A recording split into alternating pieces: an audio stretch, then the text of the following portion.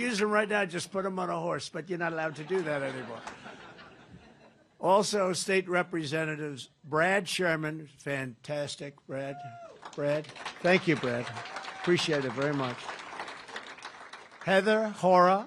Heather, where is Heather? Thank you. Thank you very much. And somebody that's been with me for a long time, right at the beginning, and he's been a real patriot, great guy, really a fantastic person, Acting Attorney General of the United States, Matt Whitaker.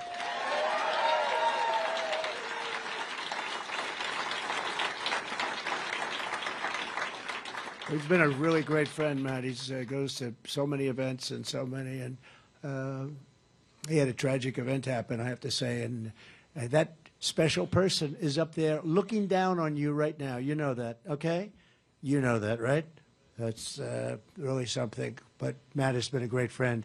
The stakes of this election could not be higher. Under crooked Joe Biden, our borders have been absolutely erased. Millions of illegal aliens are invading from all over the world are invading. It's like a military invasion. It might as well be a military invasion. But they're invading our country. Our middle class is being crushed by Biden's crippling inflation. Violent criminals are running wild in Democrat-run cities. Go ahead. Why don't you sit down? That way the people in the back can see I'm trying to be nice. Thank you. We got to be. It's a great honor. Usually what happens is they sit down, and then about a minute later they stand up again anyway. And it's okay. I consider it an honor. I appreciate it. Violent criminals are running wild in our Democrat-run cities while law enforcement has been weaponized against Christians and conservatives and people of faith like never before. We've never seen anything like this before. You know, this guy goes around and says, I'm a threat to democracy. No, he's a threat because he's incompetent. He's a threat to democracy. You know, you can be grossly incompetent and be a threat to democracy because he's got us into wars. We're in wars now. You look at the Middle East. Look at what happened in Ukraine. That would have never happened. These things would have never happened. Inflation would have never happened. The attack on Israel would never happen. The attack on Ukraine would never have. All these things would never have happened. Millions of people would be alive right now. Millions of people. Cities wouldn't be decimated, knocked down. You look at Ukraine with those towers, those gorgeous towers, ancient towers. They're all dead, gone. Can never be rebuilt. So many millions of, I think, the numbers are much bigger than what you're hearing. They knocked down an apartment house. These are big buildings, too. It's shocking how big they are. And they say 2 people were injured. No, people were killed. A lot of people were killed. The numbers are much bigger than you hear. It should have never happened. Most of the stuff, almost all of it. I can't think of anything that would have happened. We would have stopped all of it. And we did. And we had no inflation. Now you have inflation that's so bad, the worst, probably the worst we've ever had. China is threatening Taiwan. That'll be next. Iran is inches away from a nuclear bomb. When I was with Iran, they were broke. They were broke. I wouldn't let anybody buy oil. I said, look, I want to be good to them. I want to be nice. They can't have a nuclear weapon. They're, I guess, 31 days away from having a nuclear weapon. It becomes a much different negotiation, a much tougher negotiation. And it's so sad. This would have never happened. They would have had to deal with me within 1 week after the election. But that's the way it goes. We did great in that election. We got millions and millions more votes in that election than we did in 2016. Millions. We did much better than we did in 2016. I was told by the great John McLaughlin, who's around here someplace. I said, is John McLaughlin here? John McLaughlin, the great pollster, who's fantastic, and other pollsters said that there's no way if you get 63 million votes, the same as we got in 2016, there's no way you could be beat. And we beat it by millions. We got the most votes of any sitting president in history. And they say, you lost by a whisker, just by a little bit. These people. But you know what? This will be the biggest event in the history of our country. We have to win this, but this will be much bigger than if we did it the more traditional way. And I think we're going to do it. I've never seen spirit like this. We didn't have this spirit in 2020 or 2016, and we had a lot of spirit. We had more spirit than anyone's ever seen, but it's not like it is now, including Iowa. You watch. You got to get out and vote. You got to get out and vote. And if you do, you'll see numbers as big as the numbers are being projected. You'll see numbers that are much bigger than that. For instance, Nikki Haley, give me a break. I know her well. I will never run against our president, she said. I will never, ever. He is a great president. I will not run. This went on for like 2 years. Then one day she's making a speech. I said, oh, that's nice. Ladies and gentlemen, I've decided to run. What's going on?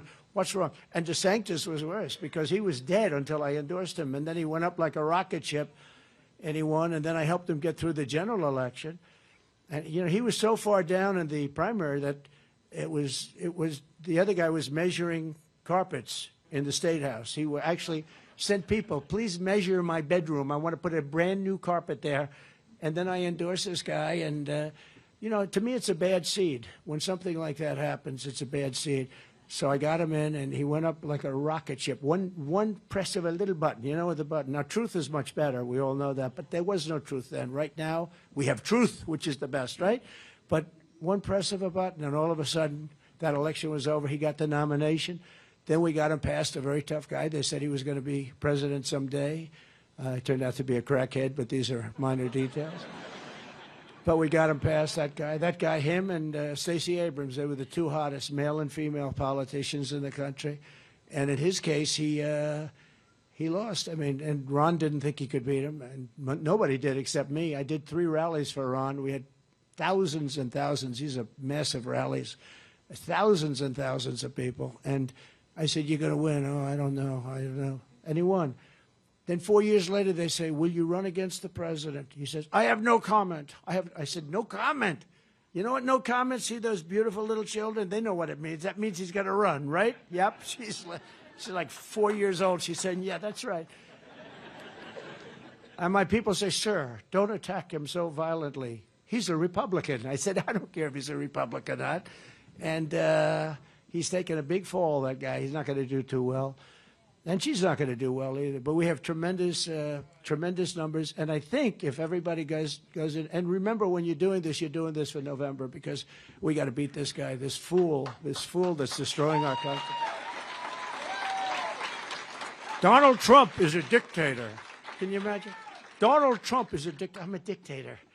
All I want to do is have a great country. I want to have great. I don't want to be ripped off with trade deals. I don't want these countries just ripping us. And, boy, we had it stopped. We did USMCA. We did the greatest trade deals ever. But all I want to do is have a great country. Low taxes. We did the best tax deal ever, bigger than the Reagan tax deal. You know, we just want to have a great country. He says I'm a dictator. It's so insulting. You know, actually it's insulting. But he's a threat. You know, he's a threat to he doesn't even know what the word means. He's a threat to democracy. Define democracy, Joe. That's not a fair question. No, the guy can't find steps to a platform. He makes a speech. He can never find the damn steps. Look, the steps. Or you jump out the front if you have to. You can't do that. You have to leave. You know, when you make a speech, his speeches last about 3 minutes. You know why? Because he runs out of fuel. He runs out of fuel. The fuel doesn't last very long. So you notice the speeches, they start off very energetic. He's a threat to democracy. By the end, he's like, oh, I got to get off. This is not the man we should have for our president, okay? Our military has gone woke, our leaders, and I have to say leaders because, look, I defeated ISIS. Everybody said you couldn't do it. It would take 4 or 5 years, right? I defeated ISIS, took out al-Baghdadi, the founder of ISIS. I kept saying, why don't they ever get the guy with the fan behind, right? You saw that picture of the fan, like for 15 years, he has a fan. I said, why can't they get him? He's the founder. I got him. We took him out. Took out plenty of others, too. And we had the safest border in our history, by the way.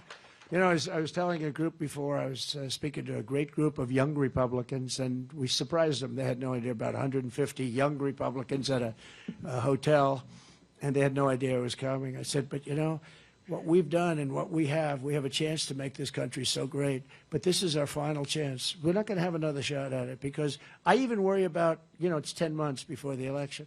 I even worry about the 10 months because he has done such damage to this country. And, you know, what can he do in 10 months? You might end up in World War III. You could end up in World War III with this character.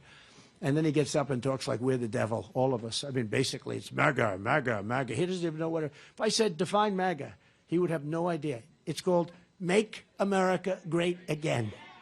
That's all it is. It's nothing sinister.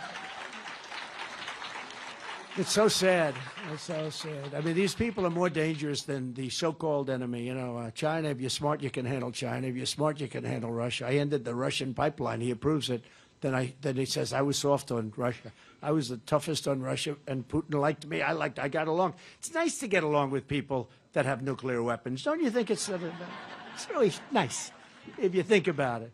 But I was tough on Russia with the sanctions and everything. But more importantly, he's building the biggest project they've ever done, the pipeline going through Europe into Germany. I got angry at Germany. I said, you know, you're giving them all the money.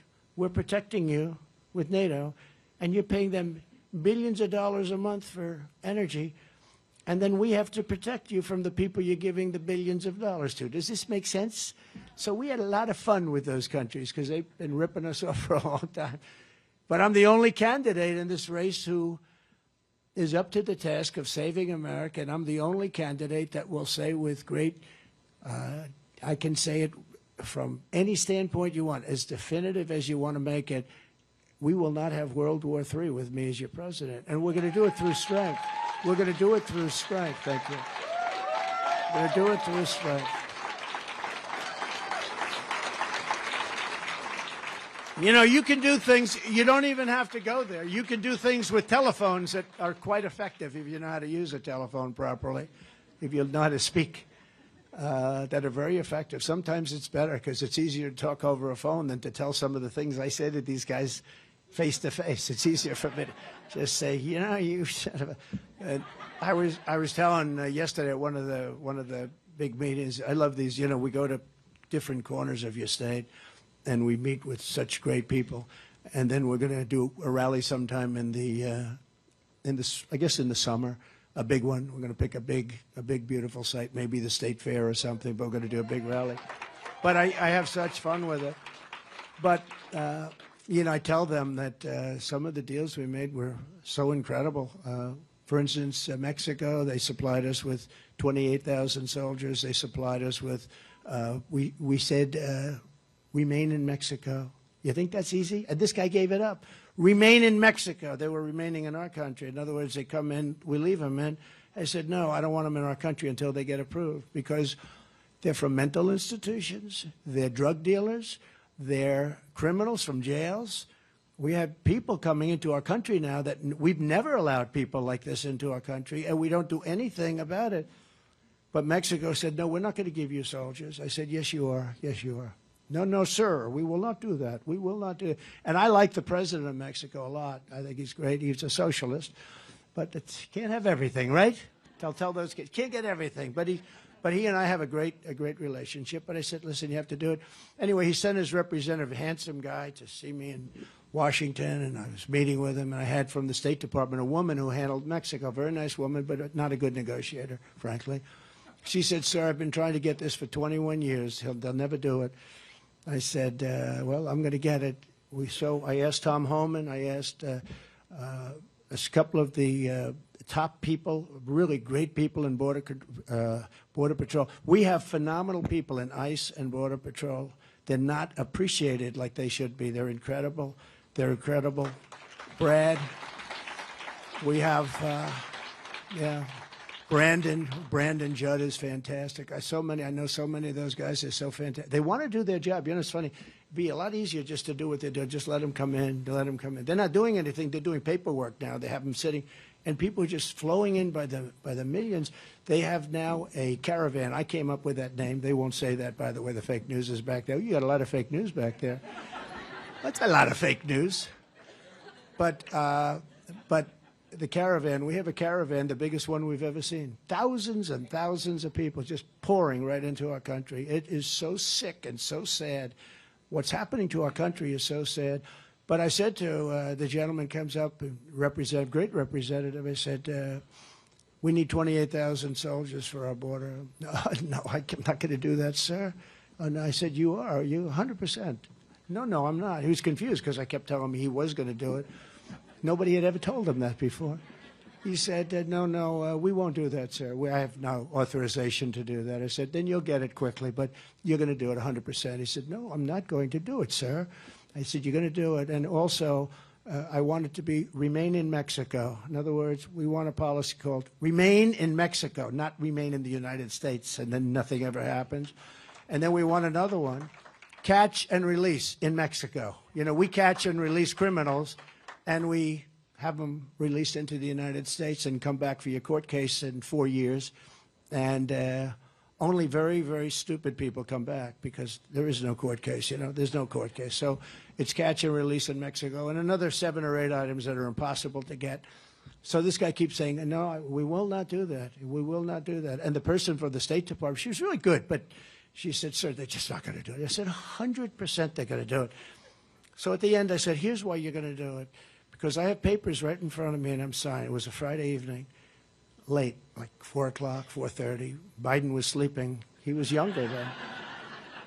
Biden was at his home in Delaware or wherever they may be, sleeping on top of the boxes that he shouldn't have taken out, right? See, I had the Presidential Records Act. I was allowed to take them out. He wasn't. He was not allowed to take the boxes out, but he sleeps on top. You know, he had his Corvette parked on top of him, right? He thinks the Corvette was such a great car. I wonder who gave him the Corvette, which country gave him the Corvette, right? But I said to him, no, you're going to do it because on Monday morning at 7 o'clock, I'm signing it right now, we're going to put a 25% tariff on every single thing that Mexico sends into this country, including all the cars that you stole out. You know, they stole about 32% of our, did you know that? They stole 32% over the years of our car manufacturing business. And then the unions, the people in the unions are voting for me.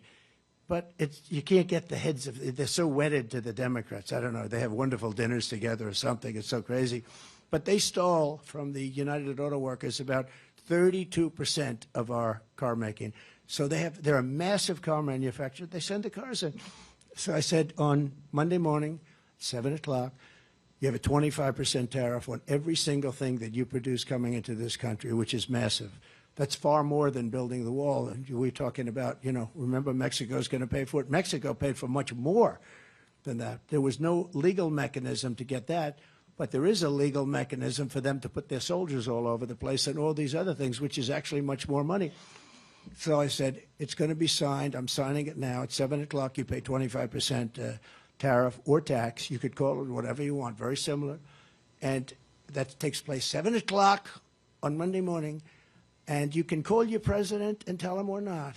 Sir, may I be dismissed for just a short while? I would like to make that call. He comes back like in about 4 minutes. Sir, we would be proud to give you 28,000 soldiers. It would be a great honor. And we would be proud to have remain in Mexico. We would be proud. We would love to have. Do you ever see Tijuana? Tijuana had like 200,000 people in Tijuana. And nothing on the other side of the wall, because as I built the wall, it became very safe. That wall was great.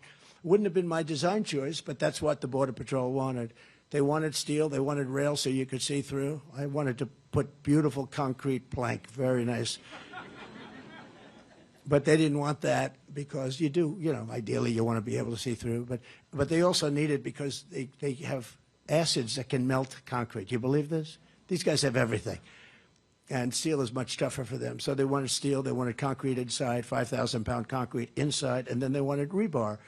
I said, I understand, it's tough. You know, you have all these different substances you have to go through. You can cut the steel, but then you can't cut the concrete. And we built them the wall. The panel on top is a no-climb panel. It's a stop climb. In other words, I didn't like it. I said, I don't like the panel on top, visually. They said, so that's an anti-climb provision. That makes it very hard for them to climb over the top. I said, okay, well, we'll put it in. I did everything they wanted, and we built. And wherever we had the wall, it just stopped. But then as you build the wall, it goes like this. They go like water.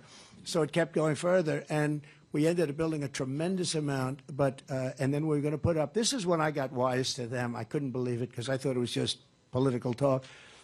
We built over 500 miles of wall, and I ordered 200 more miles because as you build it, it gets longer. They go around it.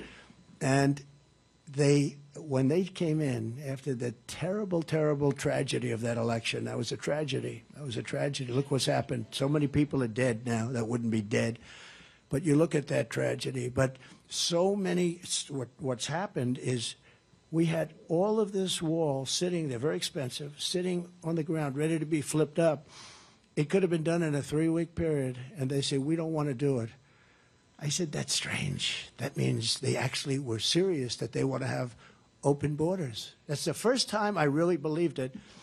And now you see the result. Millions and millions of people. Last quarter, 300,000. That's larger than probably almost all of your cities in your state. 300,000 people over actually a 2-month period, less. A 2-month period, 300,000 people poured into our country. And nobody knows, most people have never even heard of the countries from where they came, all over Africa, all over Asia. They come from different parts of Europe. They come from the Middle East, a lot of people coming from the Middle East. And a lot of these people are young, strong men, military age. Isn't that shocking? We had 27,000 people, the last report, 27,000 people coming in from China between the ages of 20 and 25. That sounds a little suspicious, doesn't it? What this guy has done to this country, you have no idea. It's just horrible. And then he says that I'm bad for democracy. He's bad for democracy for another reason. He's incompetent. And when you're incompetent, you're bad for democracy. You're very bad for democracy. Since 2016, you and I have been in this battle side by side, and it's been a lot of the same people. I recognize the faces so well. Taking on the entire corrupt system in Washington like no one has ever done before. You know, this movement that we're all a part of very proudly, it's your movement more than mine, but this movement is the biggest movement in the history of our country by far. You know, you look at a politician and every once in a while they'll go to Iowa, they'll go to New Hampshire. By the way, I kept you first in the nation.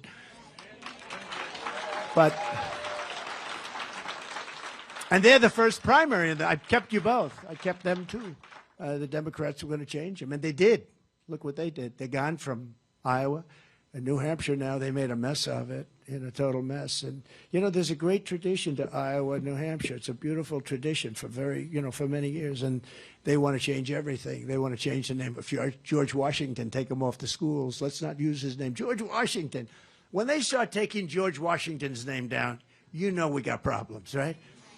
I used to say, you know, someday if they keep going like this, they'll be taking George Washington's name. But I never believed it. But guess what? It's coming down off some schools. We're taking the name George Washington High School. We're going to get rid of it, put somebody else up. It's disgraceful.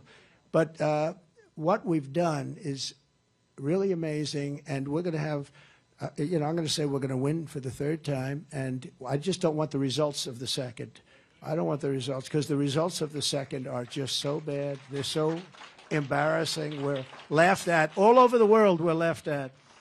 We're laughed at all over the world. They laugh at us. You know, I know all these leaders, the press goes crazy when I say it, because they say, that's not nice. They say, like President Xi of China, strong, smart, tough, no games. We will start negotiation immediately. I say, let's loosen up a little bit, you know. But can you imagine when he sees Biden walk in? Hi. And don't forget, I took in $400 billion from China. I gave you $28 billion for your farmers, right? Oh, that guy knows he's a farmer.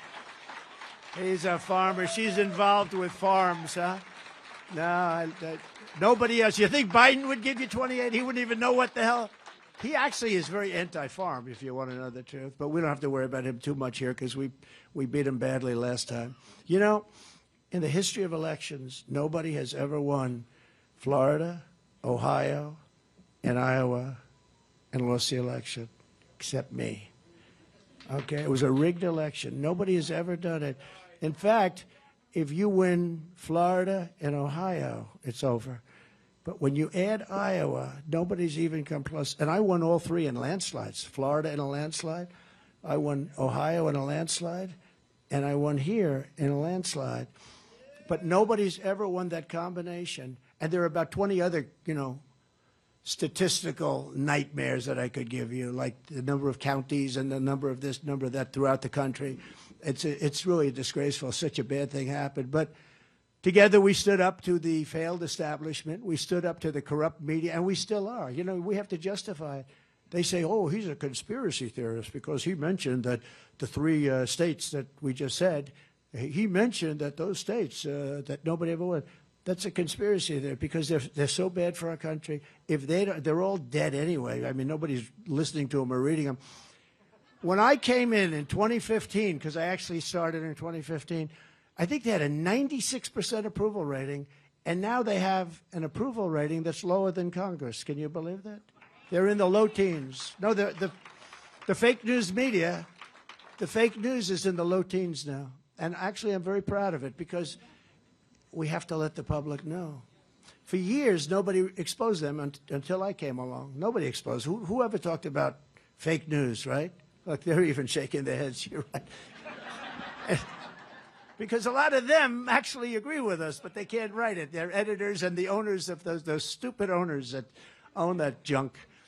We stood up to the deep state, the globalists, the warmongers, the Wall Street special interests, open borders fanatics, the radical left. We achieved things that nobody ever thought would be possible to achieve. We did more in 4 years than any other president by far, more than most did in 8 years when they were in for 8 years. And with your vote in these caucuses, we're going to finish the job and get it done better than anybody's ever got it done before. We're going to turn this country around, and it's much tougher. It's much tougher now because we have, thank you very much, we have about 15 million people in our country, because I believe that's the real number. The number will be 15 or 16 by the end of his term. That's more than you have in New York State. That's more than you have in just about almost every state other than 2 or 3. And they came in, and people that should not be here, people that they didn't want. You know, if you do a poll and you look at jails throughout the world, not just Honduras and Guatemala and, you know, Mexico, different places near us, around us, surrounding us. If you look at polls and study a poll, don't worry about the phone. I don't mind. He's in a panic to get his phone off. Oh, well. I know exactly. I know the feeling happens. The phone goes off and he's going crazy. That means he's a good person, but he still can't find his phone. So but if you look, it's the numbers and the statistics are just so amazing. You look at what's going on and you look at what they've done to damage our country. It's not even believable that they can allow this to happen. When you see the scenes, it's not believable that they can allow it to happen. And you don't have to look at much. And the one good thing is the fake news wasn't covering the invasion at all. And just like they barely covered Afghanistan. You know, Afghanistan came and went in like 2 days. They don't talk about it. You never see it on. It's the most embarrassing moment in the history of our country. Really a horrible, horrible thing took place. And it was gone very quickly from the news. Other than, you know, some of the conservative news, they still covered a little bit. But I think it was the worst day. I think it also created a lot of problems like Russia going in. I think when Putin looked at the incompetence of the job they did, would have never happened with me. We were getting out also, but we were getting out with strength and with dignity. And we were taking our equipment, and we wouldn't have had 13 dead soldiers, and we wouldn't have had 38 people that were obliterated with no arms and no legs. But together we fought long and hard to rescue the Republican Party from the likes of Mitt Romney. How do we have that guy? He's worse than a rhino. I think rhinos are good compared to Mitt Romney. He's the worst. Karl Rove, Paul Ryan. How about Paul Ryan? How bad was he? And now he works at Fox. You know, he's on the board of Fox. So what's that all about, right? Wonderful. That's probably what happened to Fox. And there's no chance we're going to let them claw their way back into the power of our party. We don't want them in our party because they've hurt our party. And frankly, we don't love the job that Ron DeSanctimonious has done, or Nikki Haley, or even worse when you look, and this is the one we just cannot play games. We got to get rid of crooked Joe Biden. The most corrupt, the most incompetent, and the worst president in the history of our country. And, you know, I have to say this because it's so tough. The language is so tough. But they did something to me that was unthinkable. They indicted me because I fought against a corrupt election. I got indicted. And I'm in all these really highly Democrat areas with, you know, radical left, Soros-backed prosecutors. I got areas where, you know, Republicans get 2% of the vote. Washington, D.C., you know, I'm going to close up Washington. We're going to federalize it. You can't walk down the street in Washington now. it was a great place when I was there. You can't walk down the street, you get shot. 3 people were shot the other night, killed, walking down the street. They were tourists.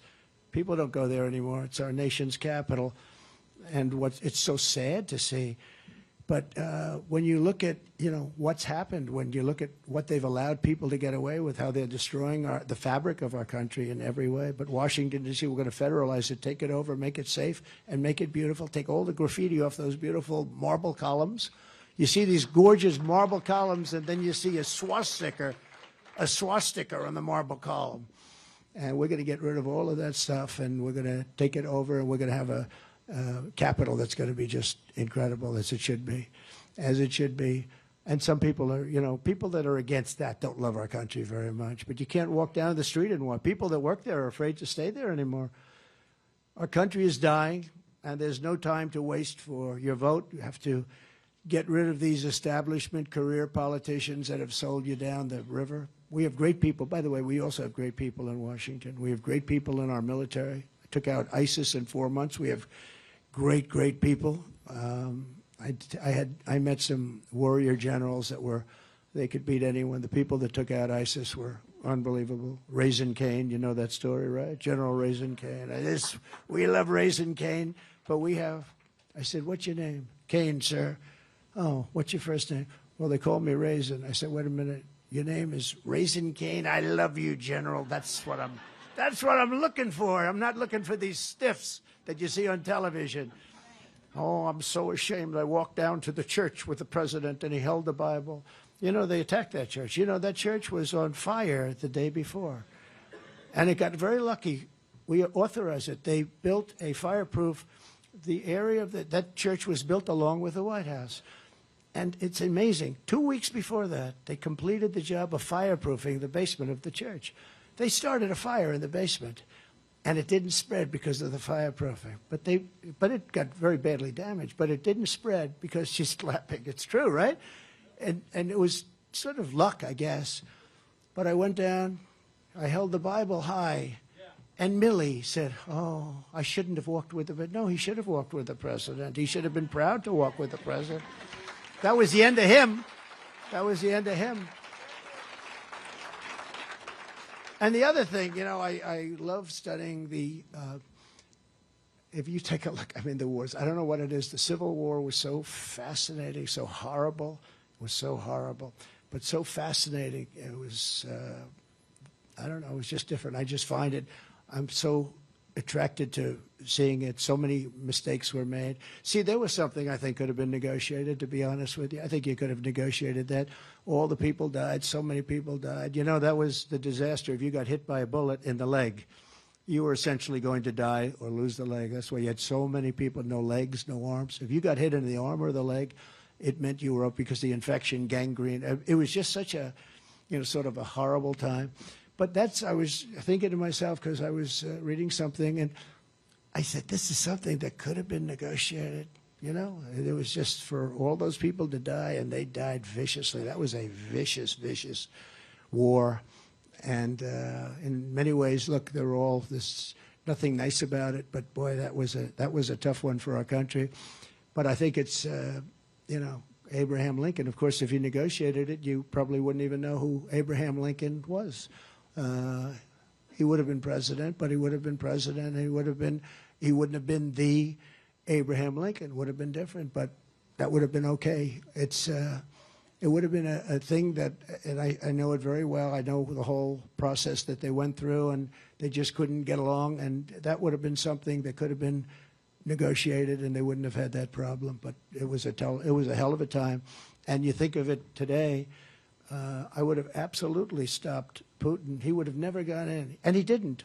For 4 years he didn't. There was never even a thought of it going in. And that was the apple of his eye. He would tell me. We would talk. That was the apple of his eye. But there was no way he was going to go in. I told him, you can't go in. You go in, bad things are going to happen. And he would have never gone in. Plus, oil prices were so low that he wasn't going to be able to go in and wouldn't have been able to afford it. As soon as I got out, oil spiked up to $100 a barrel. And all of a sudden, he's making a fortune, and he saw the incompetence of Afghanistan, and he said, wow, these people are incompetent. I guess I'll go in. unlike every other candidate in this race with me, you know in your heart, and you'll always know that I will put America first. And with God's help, we will get this job done better than ever before.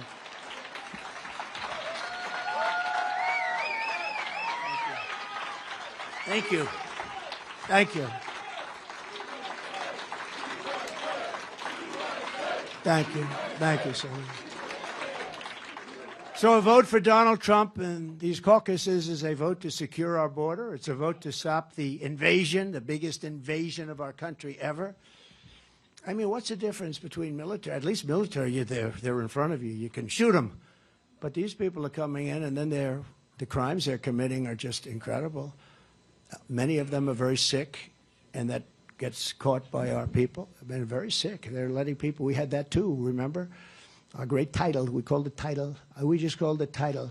But it didn't allow people that were sick to come in and infect our people. And now everybody can just pour into our country. It's a vote to rescue our economy, and it's a vote to reclaim our democracy from crooked Joe Biden and the entire criminal class in our nation's capital. They are criminals. And I was going to say before, when they indicted me, I spoke differently about him. I respect the office of the presidency tremendously. And I never talked the way I did. I'd say, you know, it's not doing the job and things that you would say.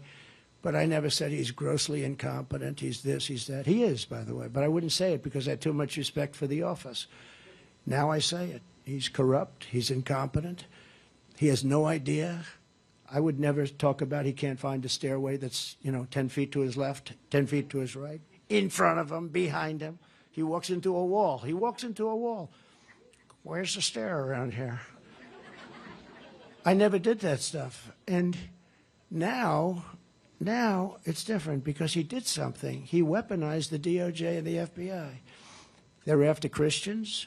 They're after Catholics especially. I mean, the Catholics, I got 50% of the Catholic vote. I should have gotten 100%. The Catholics are like a target of these people. I don't understand how a Catholic can vote for these people. But I would never have spoken this way. But, the worst criminals in history haven't been indicted 4 times, if you think. I always talk about Alphonse Capone, but he was pretty bad. He was tough. If he had dinner with you, this gentleman with that beautiful, let's see, if you don't like Trump, oh, I like that. You don't like the country. Stand up, say hello to them. If this gentleman had dinner with Al Capone, and if Al Capone didn't like the way he cut that beautiful beard, he'd be dead the next day. He'd be gone. You'd be gone, right? Although you're a pretty tough cookie. Do you think you could have handled Al Capone? I don't know. Anyway, but thank you very much, and I do love what you have on your handsome chest. I do love it. They come up with some beautiful slogans that I'm very honored by, actually. But the biggest criminals in the world weren't indicted 4 times. They were indicting me so fast. And my poll numbers were going up through the roof. And then they were going to indict me 2 more times, and I heard they got a call from Washington. Please don't do it. No more indictments. This isn't working out. I'd be leading by a lot, but I wouldn't be leading by the kind of numbers. Because the people understand it's a scam. It's interference with the election. It's a political witch hunt. And he's using the DOJ. He has this guy, Jack Smith, comes out of The Hague. And he's terrible, terrible human being. He's central casting, though. You look at that guy, he's like the personification of evil. He's lost a lot of cases. You know why he loses him? Because he goes too far. He's a sad sack. And you look at this guy. Somebody said, why don't you treat him nicely? I said, oh, we'd be doing much worse. I mean, if you treat him nicely. There's nothing nice about him. He's a corrupt person. But you look at the people, and they're using these people to get to the Republican, not just me. Oh, and it'll get worse and worse. You watch. You'll have some congressmen. At least I'm able to explain to you guys, and you understand it. And many of you understand it better than I do. But you'll have some congressmen get a subpoena from the federal government to show up before a grand jury, and the word gets out, he's destroyed. He can't, even if he's totally innocent. But they'll go after our congressmen. They'll go after our senators. That's what they're doing.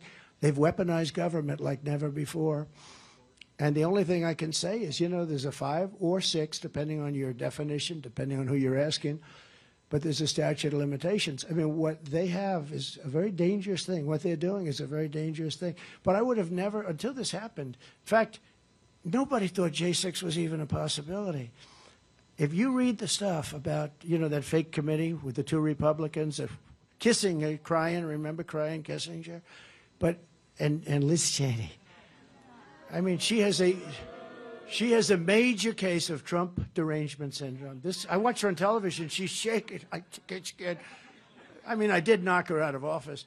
She lost by the largest margin in history for a congressperson. Did you know that?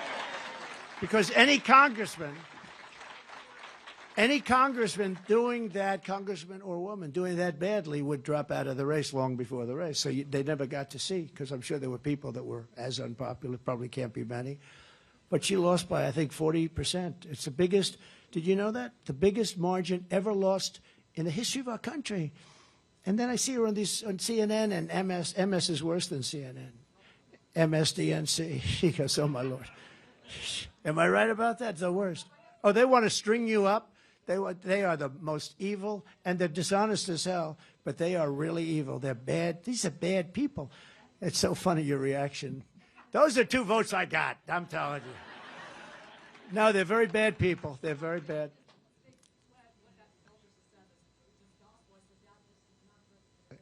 No. Well, it's not, but it's a shame. I'll give you an example. I have a son, Don, who's a very good guy, and he's become hardened, very hardened, because he went down to Washington and he wanted to help like negotiate some deals for the country with Mexico, with Canada. I'd love to gets involved in Russia. He had nothing to do with Russia. Now think of it. Just put yourselves, you have a son, you love your son, you love your kids. I had my son go down and he wants to help the country. He didn't want money, he didn't want anything, just wants to help the country. Same thing with Eric. How about Ivanka? Ivanka just wanted to help people get jobs. I said, I'll put you in the United Nations and you'll be ambassador and you will be better than anybody that's ever been there, 10 times better than Nikki Haley was. Ivanka would be the star of all stars. She said, Dad, I don't want to do that. I want to keep doing what I'm doing. You know what she did? She went around to see companies to get people jobs, get Walmart, to hire people. And hundreds of thousands of people were hired because of her. It's sort of not glamorous. The other would have been very glamorous, would have been so perfect for her. She would have owned the world, okay? If I put her there, she would have been so perfect for that job. We would have had everybody, because she's great, smart. She got the whole package. But she wanted to help people, and they would go after her. It's just so sad. But they went after Don. So think of this. Don spent many hours in a federal grand jury and before Congress and all the different things. And Adam Shifty Schiff, bad guy, no dummy. These are not dumb people. But Adam Shifty Schiff would come out of a meeting that's supposed to be secret. He'd have a lot of press there because they're talking about us. I'll never forget it, because Russia turned out to be a hoax that they now all admit. It's now admitted times that they all admit it. It was a hoax. It was a made-up, fictional thing. And Adam Shifty Schiff comes out and said, looked right at the microphones. They're all piled up here, all these mics all over, this press all over. Donald Trump Jr. will go to prison for what he's done with Russia. Now, he knows it's a con. He's the one that created it, along with crooked Hillary Clinton and the others, right? Right? So he knows it's a con, Brad. He knows it's a con. They made it up, and it was really made up short term. It was supposed to be the reason that she lost was Russia. And they thought it would be a 24-hour deal, and but of course the fake news wouldn't give it up, even though they knew it was bullshit. Okay, they knew it was bullshit. They wouldn't give it up. But think of it. He knew it was a con. They made it up. It was made up. It was made up to solve the problem of how did she lose, because she wasn't expected to lose. The polls said she was going to win. I disagreed, because would come here and would have 35,000 people at a rally, and she'd come here and she'd have 9 people. And same with him. He couldn't fill up the circles, right? No, he couldn't fill up the draw like 8 circles. They had to use the press to stand in the circles because they didn't have the people. But think, how bad do you have to be? You say that somebody's son is going to prison. And I actually called him. I said, Don, are you okay? I mean, is there any truth to this Russia stuff? Dad, I don't know anything about Russia, which I know. I know the kid. He's a good kid, but he becomes harder. You know, you become hardened.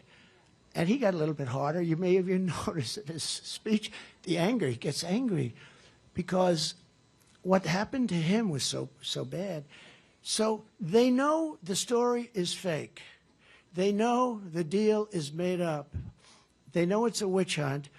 It was put there to get rid of this bad stigma of a loss. They thought it would go away in one day, but it didn't, because the press kept it going and going and going. Went for over 2 years. And they say, they know it's a fake, and they say, he's going to prison. How bad do you have to be? You know, it's one thing if you really believe this to be true and all that, but they know it's a fake because they created it. We have everything. They spied on my campaign, all these different things. But you know it's a fake, and they say Donald Trump Jr. will go to prison for what he did with Russia.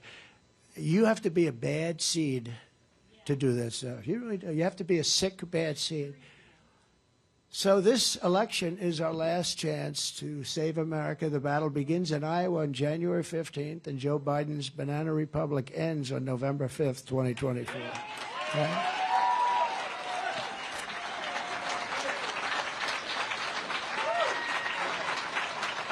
Never told that one. That's true. Good. You made a good choice. I like that couple. Thank you very much. Thank you.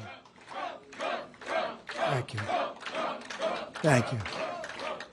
Thank you very much. Nice to be here. Well, we did. We sacrificed, but you sacrificed too. You know, you sacrificed too.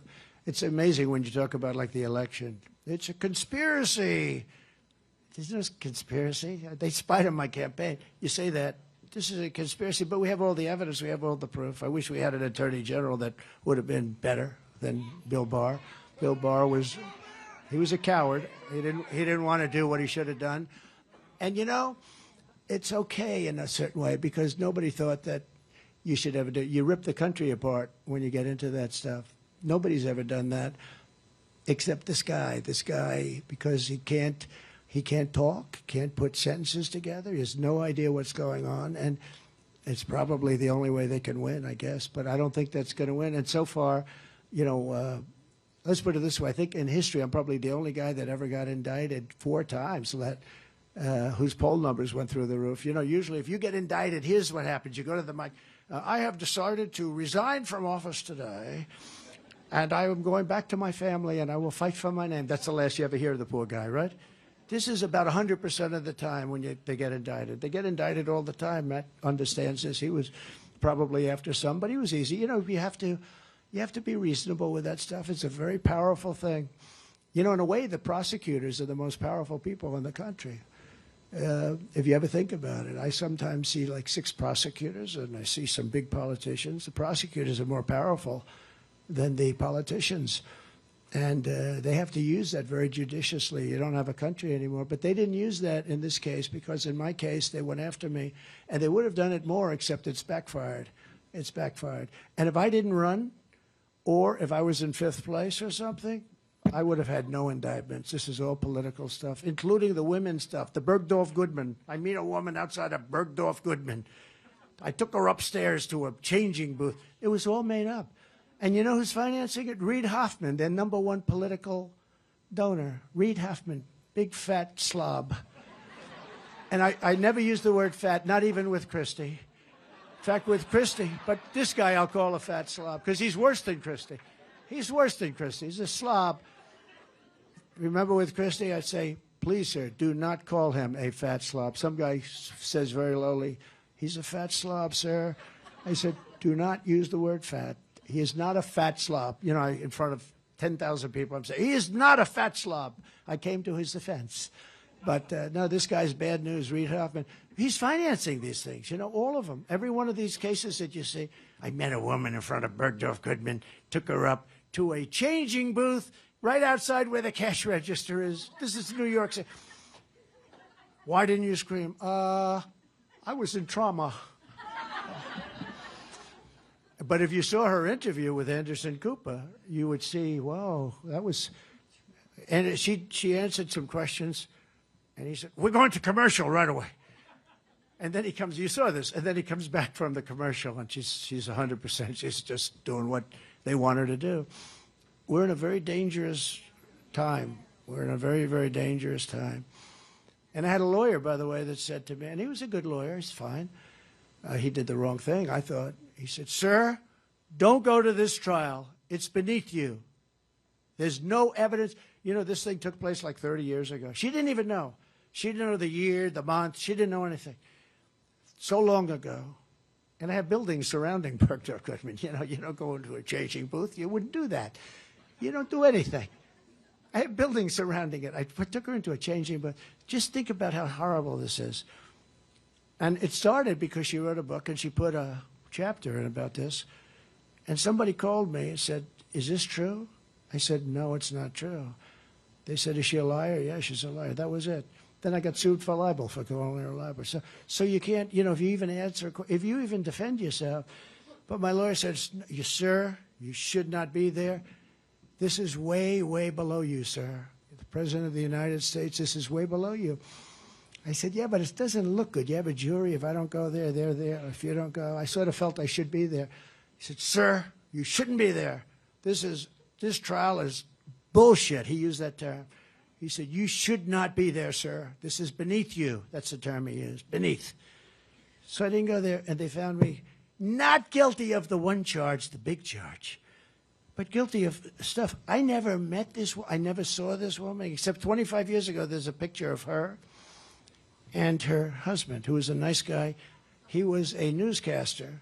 He was an African-American, and she called him an ape in her book. And the judge, who's radical left, and a Clinton judge, radical left, said you're not allowed to use that in the trial. And other things. They had a dress like Monica Lewinsky. They said, "We have a dress." So I said, "All right, use it." It's sort of gross, right? Use it. Because I didn't do anything. I never saw this woman, other than they have a picture standing on a reception line where it's a celebrity. I'm shaking hands or something with hundreds and hundreds of people. That's the only picture they have.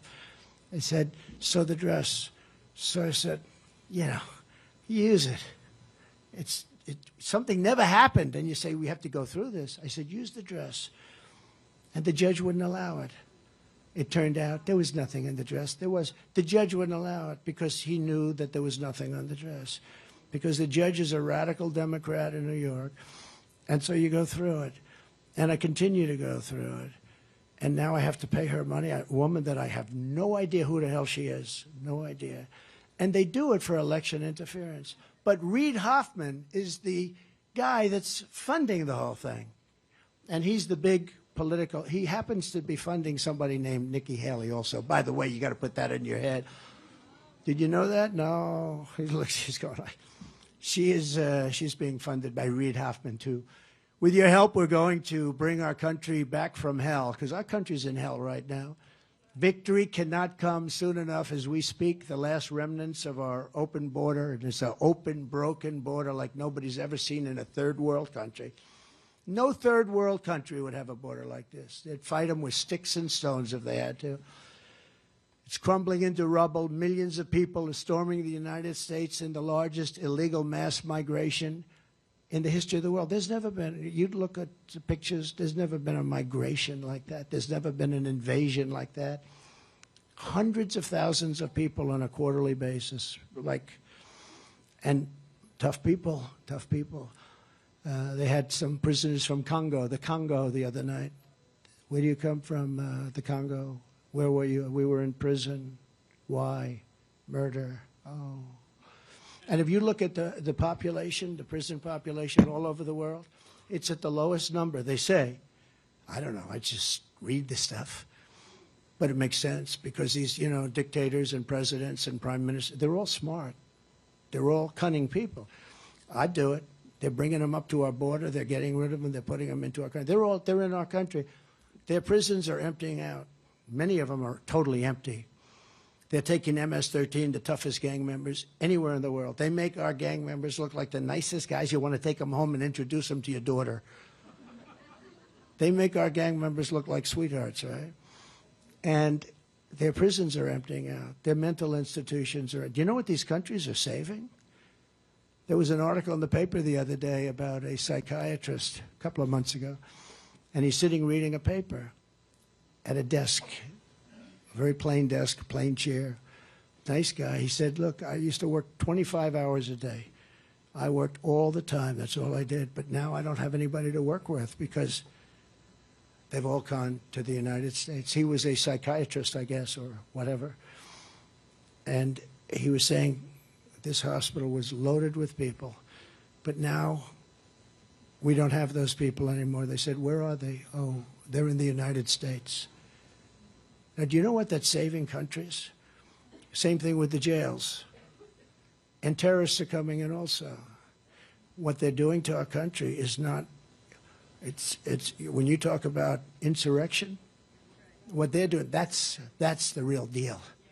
That's the real deal, not patriotically and peacefully. Peacefully and patriotically. You ever see Maxine Waters talk about the Republic? You go in there and you whack them. It makes you sick. Ron DeSanctimonious, Nikki Haley, and the rest of the pack will never do what it takes to secure the border because they're owned by big money Wall Street establishment owners. Now, Ron's lost most of them because he's failed. You know, Fox gave up on him. That was the end of him.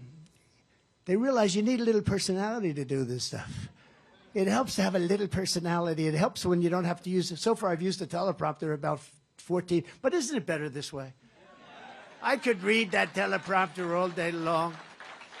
Biden can't even read the teleprompter. The other day, Matt, he's given a thing. He's a news conference because he hasn't had one in about 6 years or something. Can't have it. You can't have a news.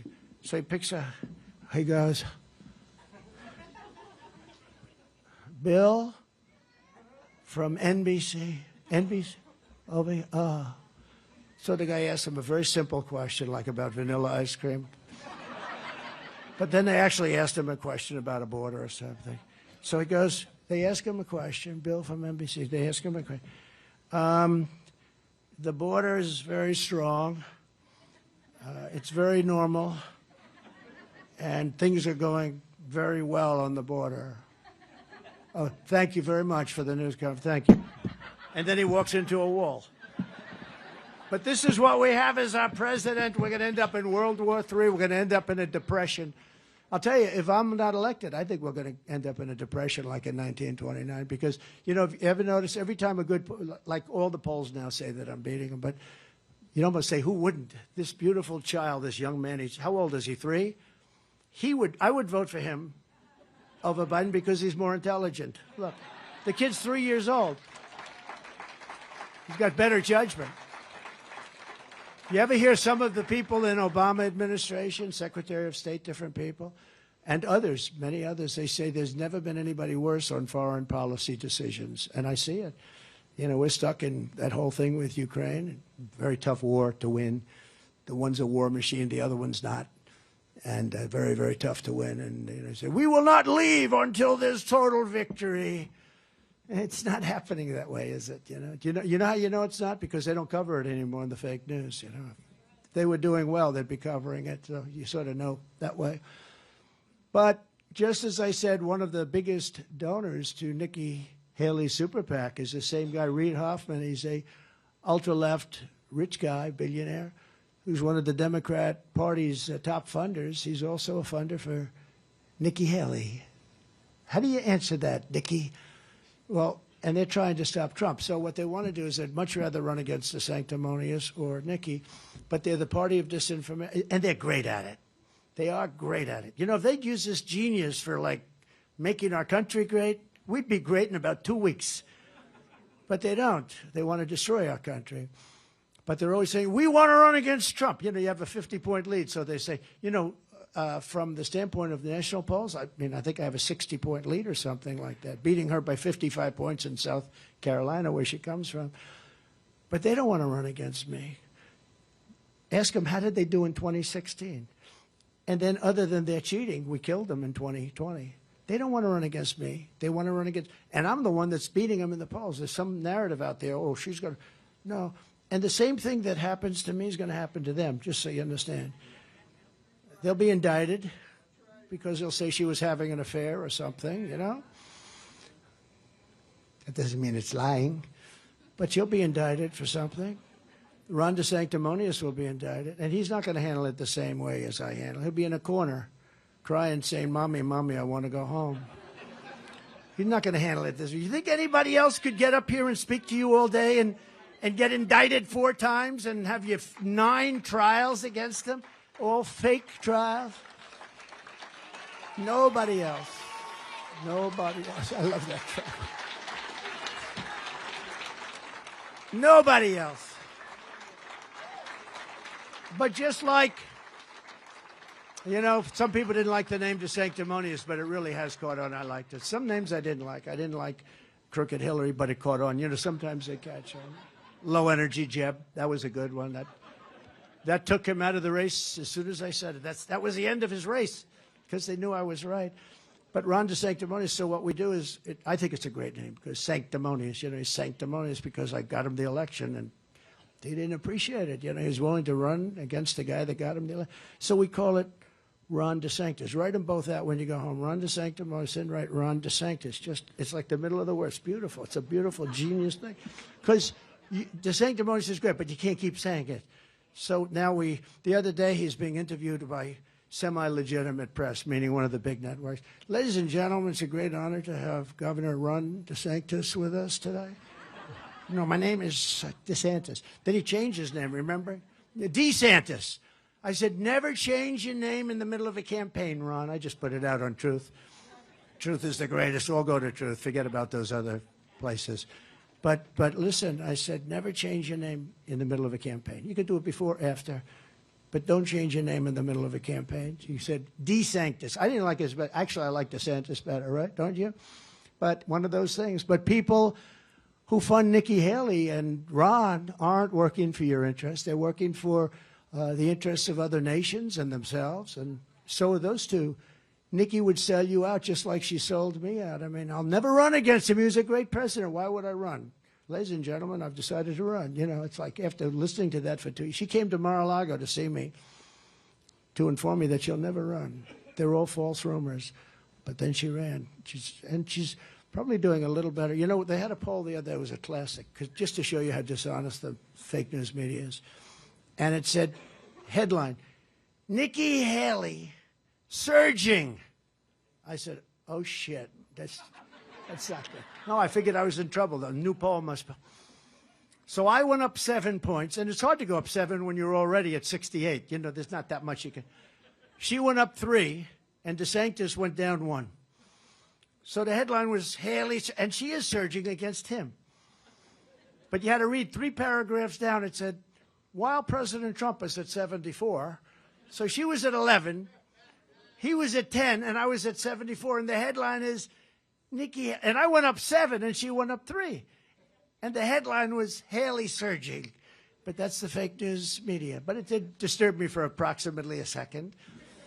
Nikki would grant amnesty to Biden's illegal aliens in her very first week, and sadly, the establishment losers and sellouts lagging far behind us in the Republican primary cannot be trusted on taxes, trade, or anything else. Look, like they betrayed me, they're going to betray you.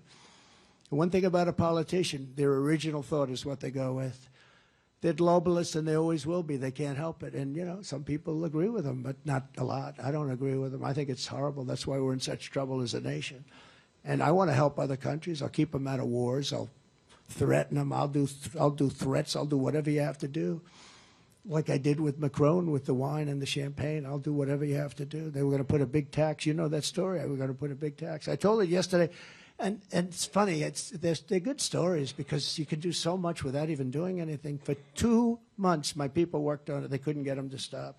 Top people, but they couldn't get it. He was going to tax all American companies doing business in France. Emmanuel, he was a nice guy, you know, but he likes France, and I like the USA. You can't blame him, and you can't blame me. So I gave him 2 months. They came in, Secretary of Commerce, Secretary, a couple of secretaries. I had a lot of power working on that. I didn't like it, you know. I don't even like some of these American companies that are, you know, doing business over there. But they're American companies, so I didn't want it to happen. So they came in after 2 months. They couldn't do it. They told me they can't. So I said, call him up. They call him up. Sir, Emmanuel Macron is on the phone from France. I said, Emmanuel, I understand you want to. At first I said hello.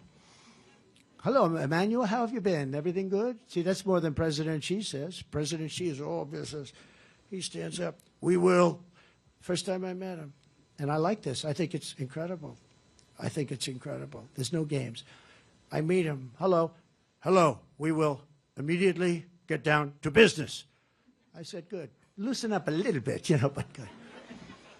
Then I had to tell him we're sending 58 missiles to Syria, which he was protecting, over the chocolate cake, right? That wasn't so easy. And I didn't think he spoke any English. Never said hi. This most beautiful person, woman. You're not allowed to say that anymore. If you say somebody, a beautiful woman, that's the end of your political career. But, so be it. That would be maybe not such a bad thing. But this beautiful interpreter comes in, and she would say, hello, and it's great to meet you. No, they're speaking for him. And I'm with him for 2 days, got along with him. We had a very good relationship until COVID. That was just a step too far for me. It was me. I couldn't stand what they did, even though I think it was incompetence. I don't think it was the other, but I think it was incompetence. But they're out, and they're saying hello, and they're saying all of the different things. And we started getting down, and it was so beautiful to see, because so many people, they come in to see you. Hi, beautiful day. Isn't it beautiful? Oh, how'd the Yankees do last night? How are we doing? How's Iowa doing? How's their wrestling team doing? Not bad, right? How is it doing? Pretty good, right? You go through about half an hour of stuff. This guy comes in, looks at you. We will immediately talk business. I said, okay, good. That's why, there's no games. They don't waste a lot of time. And I respect that. I respect it really greatly. And we need people that can deal with that. I dealt with it. We took in hundreds of billions of dollars from that gentleman. And he liked me, and I liked him. We got along great until COVID. We got along great. Till COVID, but we had a great relationship. I had a great relationship with Putin. The fake news hates when I say that. He shouldn't be dealing with Putin. He said he gets along with Putin. Somebody asked me, is President Xi of China? Now, he controls 1.4 billion people ruthlessly. Ruthlessly. No games, right? They said, is President Xi of China a brilliant man? I said, yes, he is. He's a brilliant man. Next day, Trump said President Xi is brilliant. I said, yeah, I did. They want me to say, no, he's not a very smart guy. He just runs 1.4 billion people with an iron fist. It's crazy, and they have to straighten out. Iowa does not want politicians like Ron or Nikki, who both support a 23% national sales tax. You don't want a national. Every time you buy a John Deere tractor, 23%. Remember when I said buy bigger tractors and more land because I got you all that money? I said it's coming, and you waited, and you were loyal because it takes a little while. You have to let it gestate a little bit when you're negotiating with these people. But they end up buying $50 billion a year. They were buying peanuts compared to that. It was a great trade deal. That was great, and USMCA was great.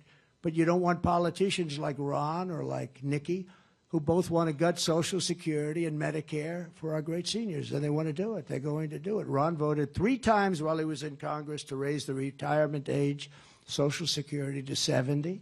And Nikki says the retirement age at 65 is way too low. It must be much higher. And that's what they do. I mean, that's because that's their inclination. Now they say, oh, we'd never do a thing like that.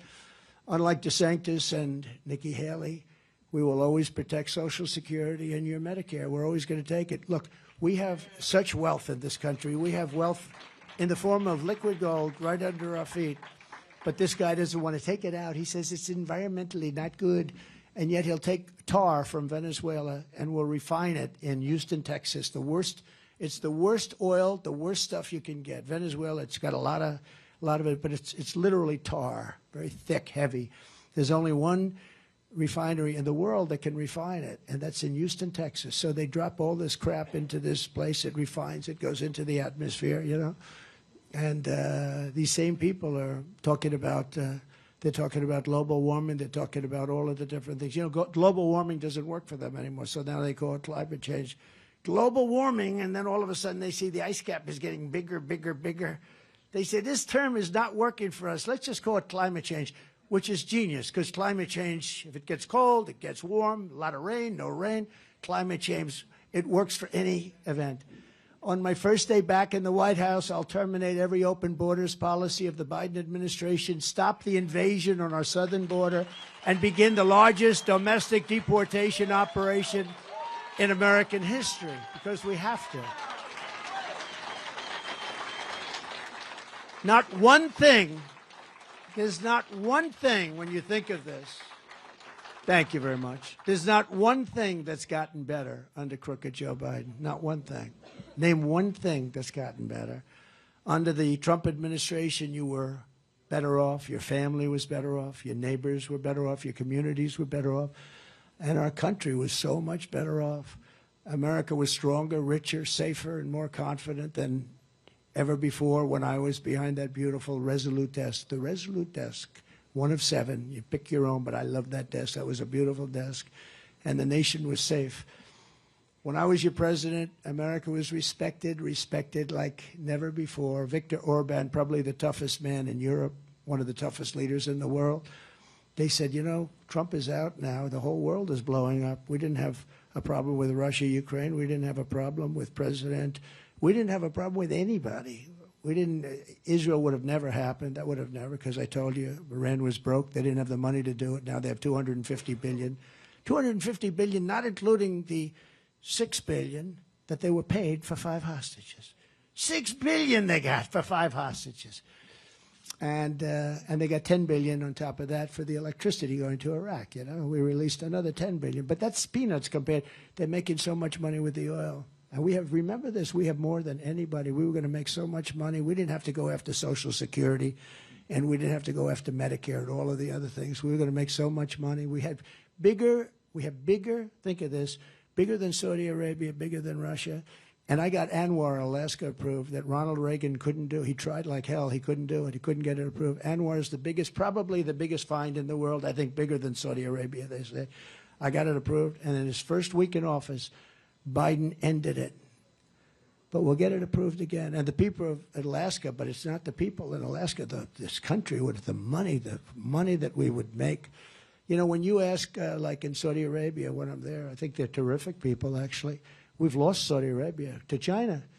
I mean, who would think that? But we've essentially lost Saudi Arabia to China because of stupidity, stupid people. It's an impossibility to even think about it. But when you ask them, like they bought 100 Boeing 777s, it's a big wide-body jet, I say, how did you finance that? Finance? They didn't know what the word finance meant. Finance? We have cash.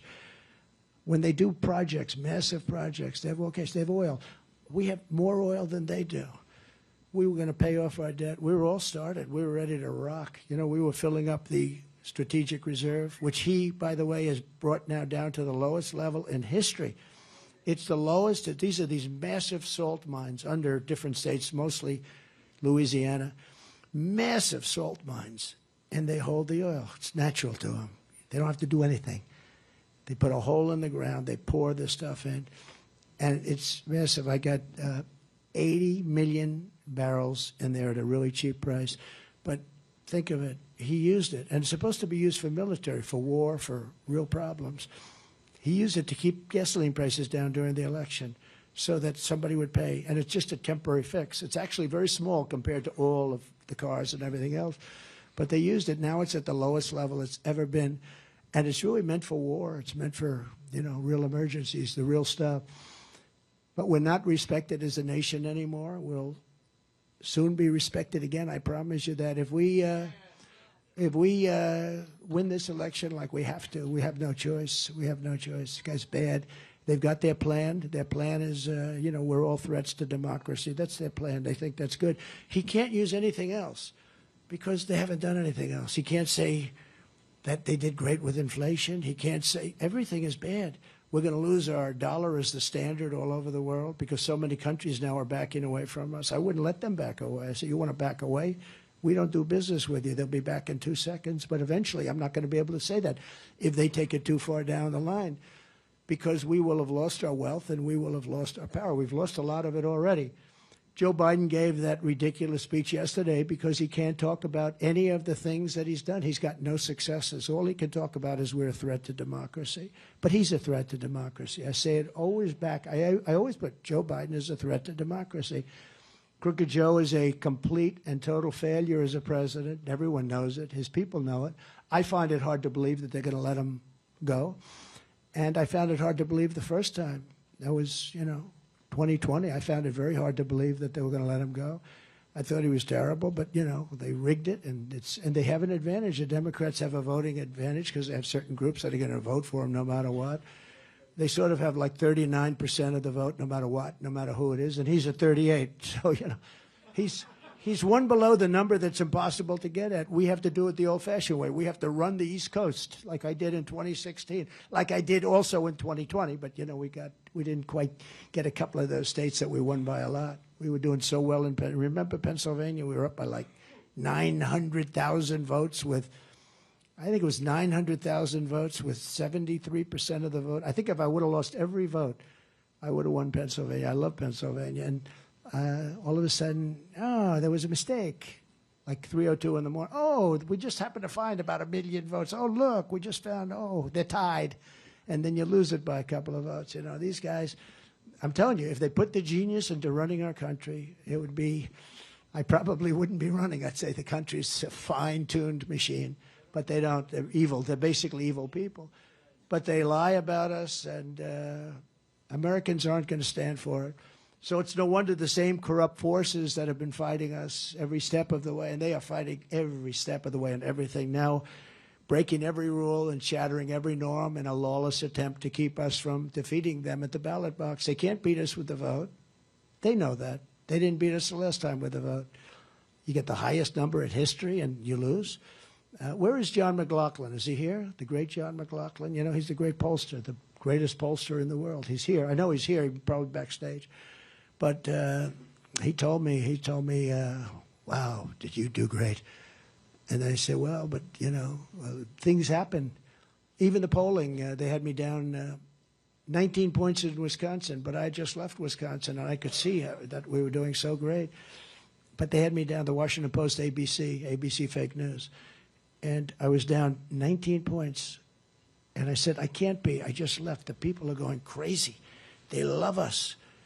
I said, why would they do 19 if they were going to cheat? Why don't you do 4 or 5, and it gives them credibility for the next election? He said to me, they don't care about the next election. If you do 19 points down, people won't vote. If you do 4 or 5 points down, people will vote because you have a chance. And it turned out I won the state. And yet I had this poll. And what they do is they do it to suppress the vote. There are so many different things. I mean, I have a head full of things. You could talk all day long about it. It's interesting. But, they say you're down. And if you're down enough, think of it. Why don't they do 4 or 5? Because people will vote for that, but they won't vote at 19 for that. Even if they love you, they'll stay home because they say, we don't want it. It's too cold. That's why I hear your night's going to be pretty cold next week. And 9 days, 8 days. So you just have to put on that warm coat and get out there. I said it to one of our people, and they said, oh, that's good news. I said, why is it good? Because their people don't have the enthusiasm to vote. And my people will walk on glass. They don't care, right? Right? They'll walk on glass. She's going to vote. You're going to vote? Yes? I have a feeling. It's interesting. I was just asking one of our people back there. They said, no, we'd love bad weather because the weather's not going to keep our people away. It's going to keep them away. And, they were supposed to have a rally at my hotel this morning, a Nikki Haley rally. And this sort of speaks to what I'm talking about because Biden had the same thing. He couldn't get people to a rally. So they were going to have a rally so that when I walked out of the hotel, they have, we love Haley, we love Haley. You know how many people showed up? One person. Secret Service said, sir, there could be a rally tomorrow morning. Nikki Haley's organized a rally at the front entrance to your hotel, so when you come out, it could get a little nasty. Oh, good. It's all right. I walk out, how's the rally? They said, we don't see anybody. I walk out, there's one guy goes, hi, President, hi. He's got a Haley thing. Hi, President. I said, vote for me. I said, I think he's going to vote for me, actually. No, so there's no enthusiasm. But when I said about the weather, they said the worse the better because we won't lose one vote. We got enthusiasm like nobody's ever had before. Joe Biden is really a threat, and he's weaponizing law enforcement for high-level election interference like our country's never seen before. We've never seen this before. This is Banana Republic. This is third world nation because we're beating him so badly. If we weren't beating him, I wouldn't be indicted. I tell you, if I was doing poorly or I was in third place, fourth place, especially if I didn't run. If I didn't run, I'd right now be in Monte Carlo, maybe, or I'd be someplace that would be very nice. But right now I'd be someplace that'd be saying, you know, be interesting to watch the election. Be boring. It would be very boring by comparison. But I'd be someplace very nice. I have nice places all over the place, right? And it's really amazing to see what's happened. It's been really amazing. But I loved when they said it, that the worse the weather, the better, because we're not going to lose. They said they'll walk, he used the expression, they'll walk on glass. They don't care what about, it's going to be a little bit cold that night. In the new Morning Consult poll, we're trouncing the Republican primary field with Trump at 66, just came out, DeSanctimonious at 11, and Haley at 11, so they're tied now. We're also leading big, and you know, the Des Moines Register was a fantastic poll that came out. And I only say fantastic if we're leading by a lot. If we're not leading by a lot, I either don't talk about it or discredit the poll. That poll doesn't mean a thing. But the Des Moines Register is a very respected poll. The woman that runs it is very respected, and that was a number that, you know, they haven't even seen before. We're also leading big here in Iowa, but we're taking nothing for granted because we want you to get out and vote. The general election, we're crushing Crooked Joe by historic margins in Pennsylvania, Michigan, Nevada, Arizona, Georgia, North Carolina, Ohio, Florida, and virtually every other state. You know, they want this one narrative out. I was telling you before, they want to say, we really want to run against Trump, because that's what I'd say too. Because it looks like they have no choice, you know, number one. But we really want to run against Trump because that's demeaning to me. And, you know, it's like, oh, they want to run against me. Now, if you look at the polls, actually, she's losing to Biden almost every. She had one poll that looked good, but it was a Fox poll, of course. But other than that, she's getting killed, and he's getting killed by Biden.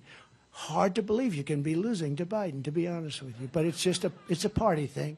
The radical left Democrats rigged the presidential election of 2020, and we're not going to let them rig the presidential election of 2024. We're not going to let them do it.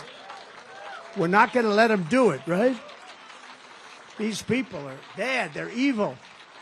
Every time the radical left Democrats, Marxists, communists, and fascists indict me, I consider it a great badge of honor. I really do. I'm being indicted for you. Thank you very much. I appreciate it. I wonder what my parents would say as they looked down. I said, my kid was indicted 4 times. I wonder if anybody in the country's ever been indicted that many times. I don't think so. I mean, how many times you get indicted once or twice if you kill people, but then you get put in jail so you don't get indicted after that, right? Of course, in this country, you don't get put in jail. If you're a certain person, you don't even get in trouble if you kill people. But if you're with us, they put you in jail. Look at what's happened with the J6 hostages. The hostages, that's a horrible thing. And yet Antifa knocks down Portland, destroys Portland. If I didn't put soldiers into Minneapolis, you wouldn't have that city left. Remember the CNN reporter standing there saying, this is a friendly protest. And behind him, the entire city is burning. It's as long, the entire city is burning down. Never forget, our enemies want to take away my freedom because I will never let them take away your freedom. That's what's happening. They want to silence me because I will never let them silence you. And in the end, they're not after me, they're after you. I just happen to be standing in their way. That's true, actually. But this is far more than a campaign. This is the greatest political movement in the history of our country. Maybe in the history of the world, but let's just take our country. That's okay. Together, we ended the NAFTA disaster where you were getting ripped off, and especially the farmers in Iowa. That was a horrible thing. And you know why I know that USMCA is so good? Because they're trying, Canada and Mexico are trying desperately to renegotiate the deal. So don't do it. They shouldn't do it. But it's the best trade deal they say ever made. Actually, the deal I made with China might even be better. And I made a great deal with Japan. I had to break a deal with Abe. He was a great man. He was assassinated, but he was great. He was such a great guy, such a great leader. They loved him in Japan. But I went to him. I said, Shinzo, this deal is crazy. He said, I knew you'd be coming to me next. They lived with it for 25 years, ripping off our country. And he looks at me and goes, he didn't say like, we could. He said, all right. And I renegotiated the whole deal. He said, I knew you'd be coming to us. Billions, and we're talking billions of dollars. I took on communist China like no administration in history, bringing in hundreds of billions of dollars and pouring it into our treasury when no other president had gotten 10 cents from China. Not one president got anything from China. And they wouldn't ask. I don't know what it is. It's like hard to believe. But just as I took in hundreds of billions of dollars, I would say they weren't fond of me. That's why a lot of people think that what happened with COVID or China virus was, a plan. I just don't think that. I think it was incompetence. I think the scientist came out to have lunch with his girlfriend, and she died, and then all of a sudden other people, and it just grew. I believe that was what happened, but who knows? I also said right from the beginning that I picked the location, right? I picked that location. I said, that's where the lab. It was the lab. And, I knew certain things that maybe other people didn't, but it was a terrible thing. $50 trillion to the world. The world, many places were much harder hit than we were. And just nobody knew. This was like the hidden enemy. You couldn't find it. Wuhan, I said, it comes from the lab in Wuhan. They said, no, it comes from, first they tried to blame France, then they tried to blame Italy, remember? They tried to blame everybody. Then they said it comes from bats 2,000 miles away. I said, no, it comes from Wuhan. It comes from your stinking lab. But just as I promised, I also stood up for ethanol, and I issued a historic rule declaring the E15 would be made available all year round and letting them use existing pumps, which saved hundreds of millions of dollars and a lot of jobs. I said, how does the old equipment compare to the new equipment? I've heard this many times. I hear it. I buy a lot of John Deere stuff, a lot of tractors and a lot of things for all the properties I have. And they said, well, actually, the old stuff is better. I think the old stuff is better. The new stuff has so many environmental computers on it. You have to go to MIT, like my uncle. Go to Dr. John Trump, the longest-serving professor in the history of MIT, Dr. John Trump. Think of it. You think Biden has that in his family? I don't think so. I don't think so. He may have, but it'll be a shock. Ron DeSantis spent his entire career as a raging opponent of ethanol, and he will destroy ethanol. He was totally against it. Now, all of a sudden, a couple of weeks ago, he came out in favor of ethanol, when the election's over. But I will protect ethanol just the way I did for 4 years in the White House. Everybody would come to me from Iowa. They were saying ethanol was really going to be dead. They were going to kill it. And I saved it. Before I even arrive at the Oval Office, shortly after we win the presidency, because it's we, not I, but after we win the presidency, I will have the horrible war between Russia and Ukraine settled. I know both of them very well. Ron DeSanctimonious, Nikki Haley will never end the endless wars. They want the endless wars in a certain way. They don't even know it because they're both bought and paid for by the neocons and the warmongers and the corrupt Washington establishment, the military establishment. And they've never seen a war that they didn't like. Look at their stances on these things. It's ridiculous. Countries that don't want us there, countries that you've never even heard of. And we're losing our blood. And we're losing our treasure doing this all over the world. We want to protect our country. And those domes are starting to work. I didn't like it when Ronald Reagan suggested it because we didn't have the technology. We do have the technology now. And we're going to build a giant dome over our country to protect us from a hostile source. And I think it's a great thing. And it's going to all be made in the United States. And that's something that I consider productive. When I watch our guys operate those things, it's unbelievable. Missile coming in. These geniuses sit down. Most of them are, they're from MIT, but they sit down, bing, bing, bing, boom, it's gone. It's amazing. I think we could use it. Do you like that? Isn't that better than giving other countries billions of dollars, billions? We're going to give billions of dollars to other countries and so they can build a dome, but we don't have a dome ourselves. We're going to have the greatest dome ever, but now we have the technology. We have unbelievable technology. Nikki Haley and Ron DeSantis both want to send your hard-earned money to bankroll endless conflict overseas. Just take a look at their votes. Take a look at Ron when he was a congressman. He had everything, just as much as they wanted. While they support real cutting of benefits, substantial cutting of your benefits and services for American citizens, especially for seniors. Under my leadership, we will turn the page forever on those foolish, stupid days of never-ending wars. They never ended. We're in Iraq for 21 years. We're in Afghanistan for 19 years. And we don't even fight to win. If you're going to be in, you got to fight to win. Remember in Iraq, I was a civilian then. But I used to say very strongly, I used to say, don't go in, don't go in, don't go in. But if you do go in, keep the oil. Well, you know who has the oil right now? That was one of the dumbest wars ever. Iraq and Iran were the same. They were the same power. You had Saddam Hussein, and I will say, they hung that sucker, and he looked at him and he spit in their face. You know, he wasn't begging. He wasn't saying, please don't do this to me. He spit right in their face, but, you know, tough guy. But you had Iraq and Iran, and they were almost identical. For 1,000 years, with different names, they'd been fighting each other. And one would move 3 feet this way, and then they'd move 3. But we didn't have to do anything because they basically, then they'd stop. They'd be exhausted after 3, 4 years.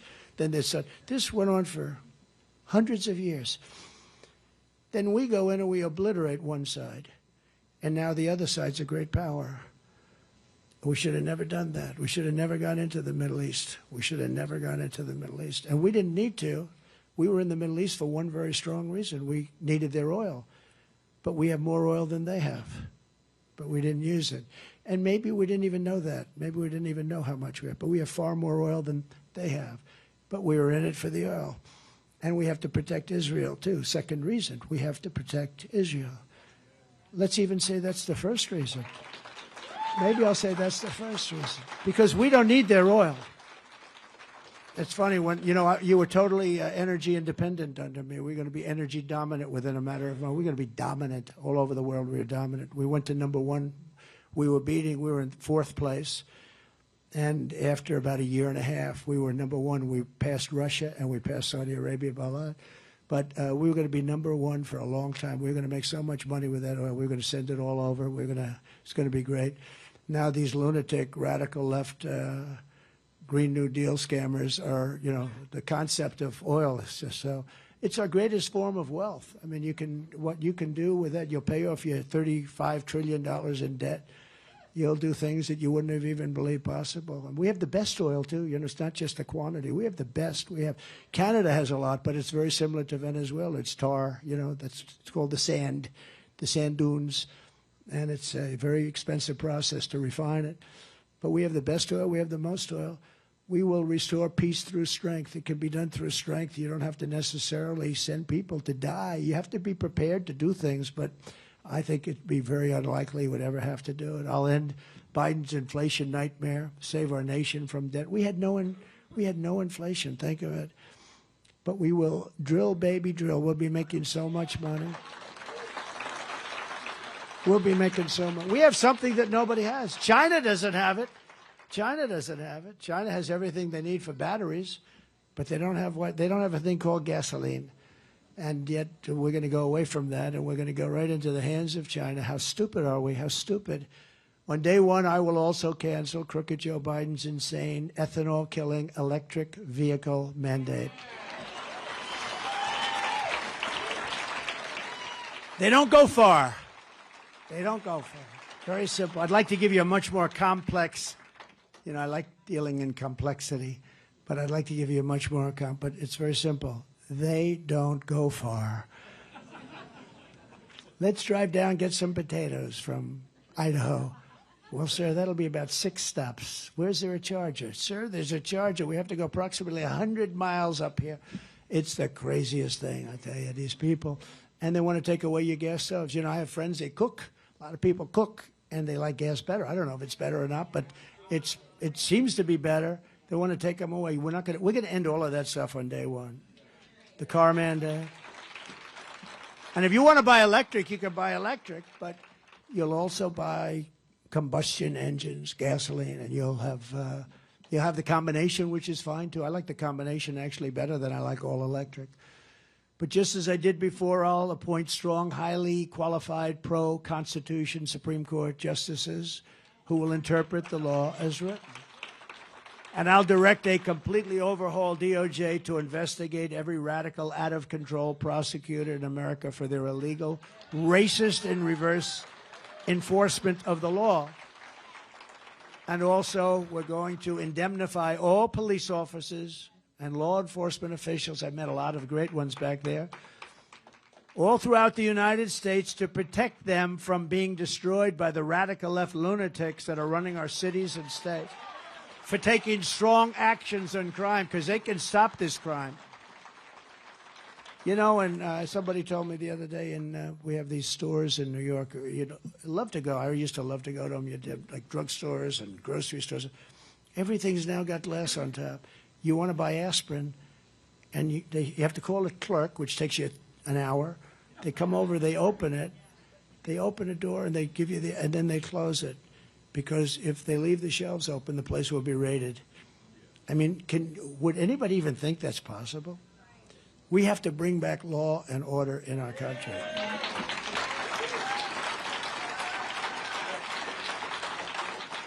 And we're going to rebuild our cities into beacons of hope, safety, and beauty, better than they've ever been. We'll work with the Democrats. We'll work with the Democrats because they run those cities, and the cities are terrible. What's going on? You look at the crime rate.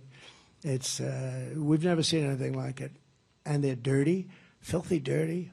It's horrible what's happened to our cities. Run by, in all cases, Democrats. Safety will again be restored so that children can go outside and play in the park like they used to. You could take your kids to the park, and you wouldn't even think about it, without being beat up, molested, or shot. That's what happens today. And we're going to fight for much better health care than Obamacare. Obamacare is a catastrophe. Nobody talks about it. You know, without John McCain, we would have had it done. John McCain, for some reason, couldn't get his arm up that day. Remember? He goes like that. That was the end of that. Well, we almost had it, but we're going to make it much less expensive for the people, not necessarily for the government, for the people, and it's going to be much better care. And it may be an offshoot of Obamacare. We may add on to it. I'm not looking for any credits. I'm just looking to get much less expensive and much better health care, because it's not good. It's not good. It never was good. We kept it going. We did a good job of. I had a choice: let it rot and let it do terribly, and everybody, or make it as good as it can be. And we made it as good. It was the right thing to do. But as president, I could have destroyed it just by not feeding it.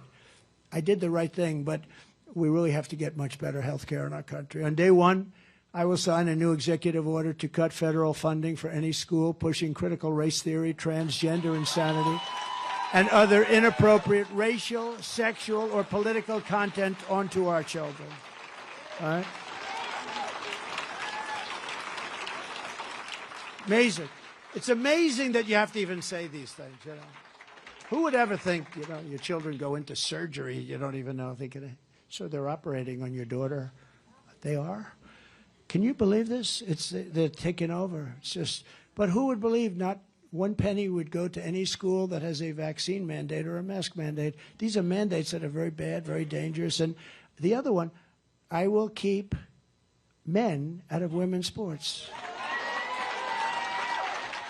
Who would believe? And the new one is fighting. Now they want to have the men fight women. And honestly, I don't want to sound chauvinistic. That's not going to be a good situation. That's not going to fight you. That's not going to be a good situation. That's a terrible.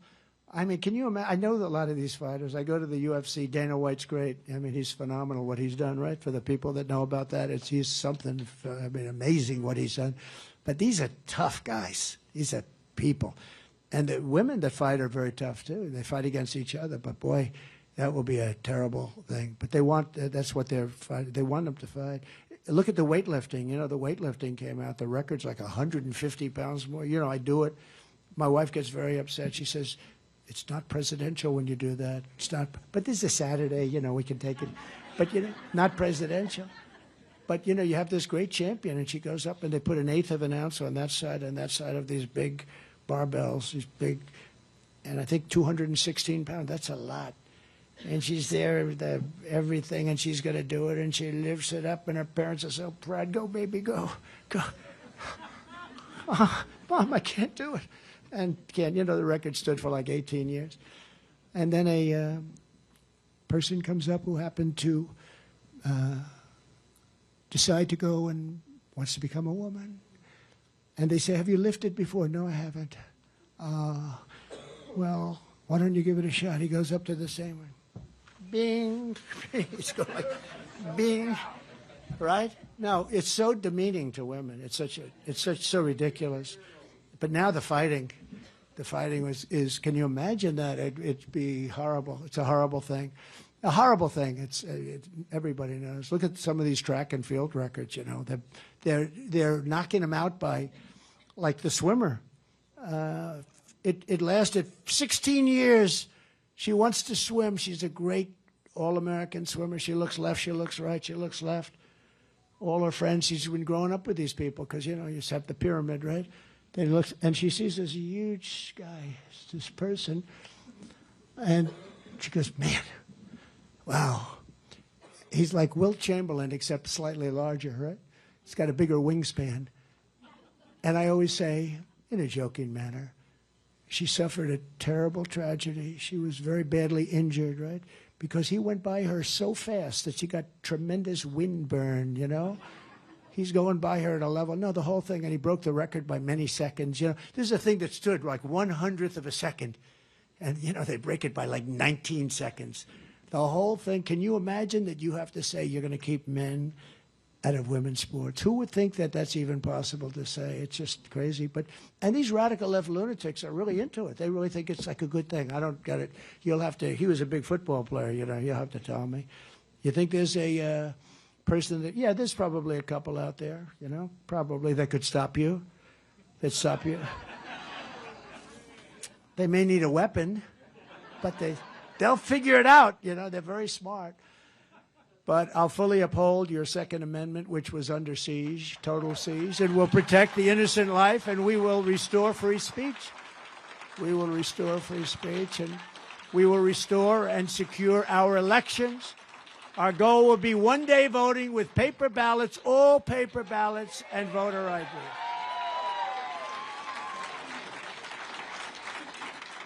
And every governor should do that right now. Every Republican governor should do that right now. There's no reason for them to wait because our elections are a disgrace. But until then, Republicans have to win. So if you took the 10 worst presidents, remember this, I say it all the time. I used to have it 5 worst. Remember, I told top 5.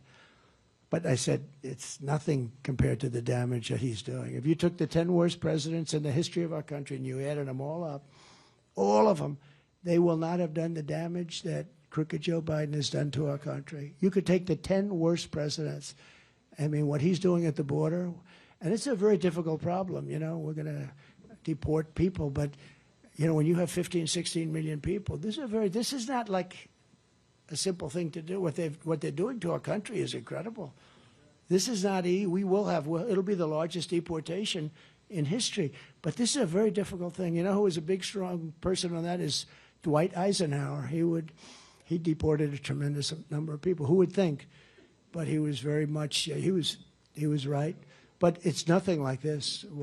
And he didn't have people coming in from prisons and mental institutions. He just had people coming in. So if you want to save America from crooked Joe Biden, then get every patriot make sure they're registered Republicans and get them out to vote in their local precinct caucus and you got to do this 7 p.m. on Monday, and I'll see you there if you're in the one that I'm at. They don't want me to tell you the one I'm at. You know why? I got a couple of things going. They don't want really, but I'll be here. I promise you. I'll be in the state, and we're going to all work together. I'll be careful. I may be there. So it's Monday, January 15th. Remember, you're first in the nation because I kept you there. Nobody else. Nobody else. People like to say, oh. And the Democrats, remember the Democrats, they left. They took off. And I respect, look, first in the nation. Iowa, first in the nation. I say farmers, manufacturers, and politics. And there's something nice about it. It's a tradition. And I was never going to let that go, and I will never let it go. And I've told you that now for 8 years, right? And for 8 years, I kept you here. The whole world is watching, so learn how to caucus and find out caucus locations where it's appropriate for you, which I said earlier, oftentimes it's different from where you normally vote. So you have to go and make sure you get it right. And it's at ia.donaldjtrump.com. So that's enough of that stuff, but just go out and do it. You're all smart as hell. You'll be able to figure it out in about 2 minutes. From Fort Dodge to Cedar Rapids, from Des Moines to Davenport, and from Waterloo to Sioux City right here, We're all with you. We are with you like nobody's ever been with you. No president's ever been with you like I've been with you. No president's ever had to be persecuted. It's a combination of prosecuted and persecuted. I got them both. Thank you very much. I appreciate it. But we stand on the shoulders of generations of Iowa patriots who tamed the wilderness, braved the elements, tilled the soil, worked the fields, built the factories, and poured out their blood, sweat, and tears to make this country into the greatest nation in the history of the world. But now we are a nation in decline. We really are. We're a nation in very serious decline. We're being laughed at all over the world. We're a failing nation. We're a nation that has lost its confidence, it lost its willpower, and it's lost its strength. Think of that. How sad is that? When you say it's lost its confidence, it's true. We've lost our confidence. We're no longer a confident nation. And 3 years ago, we were the most confident nation. We were more confident than this nation ever was. We're a nation that has lost its way. But we're not going to allow this horror to continue. 3 years ago, we were a great nation, and we will soon be a great nation again. It was hardworking patriots like you who built this country, and it's hardworking patriots like you who are going to save our country. We will fight for America like no one has ever fought before. 2024 is our final battle. It's our final battle. We're going to win that battle. We're going to turn this nation around. We're going to make America great again. America first. But it's our final battle. It's the last battle. It's the last shot at it. Because they're down the road. They've taken it down the road with corrupt elections and lots of other things. With you at my side, we will demolish the deep state. We will expel the warmongers from our government. We will get them out. We'll get them out. Let's attack that country. Nobody ever heard of it. Let's attack them. Let's lose our children. Let's lose our sons and daughters into a country that nobody ever heard of before, that doesn't want us there in the first place. We'll drive out the globalists. We'll cast out the communists, Marxists, and fascists. We'll throw off the sick political class that hates our country. And we will rout the fake news media. And we will evict crooked Joe Biden from the White House on election night 2024. We have to. We have to. We have to. The great silent majority is rising like never before. And under our leadership, the forgotten man and woman will be forgotten no longer. You'll be forgotten no longer. Remember the term? I'd use it in 2016 a lot. And they were not forgotten. They were not. But now they're forgotten again. We will love our country. We will take care of our country. We will pray to God for our strength and for our liberty.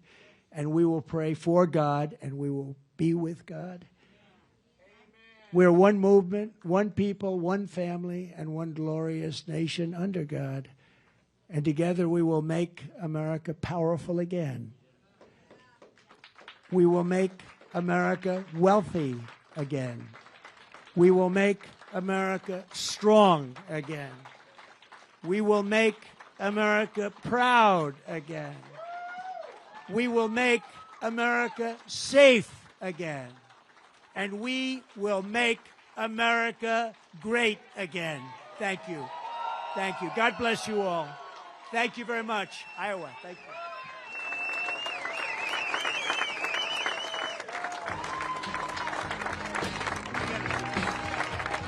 Did they get that?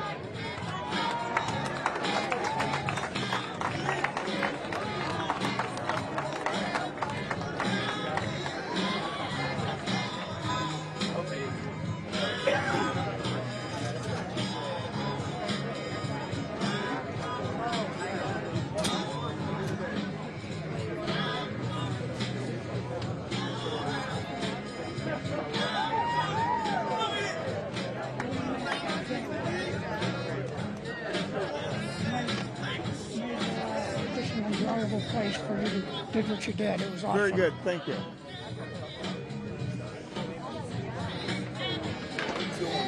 I'm crying. I'm fucking hungry. You and me both. I was thinking about tacos. Food.